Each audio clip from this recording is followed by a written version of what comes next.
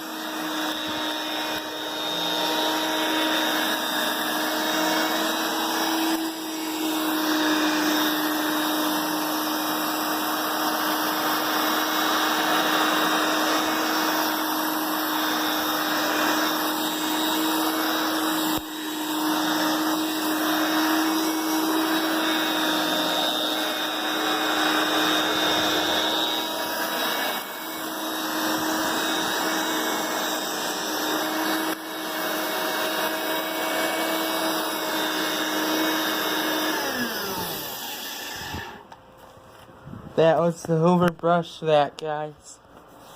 Have a great day.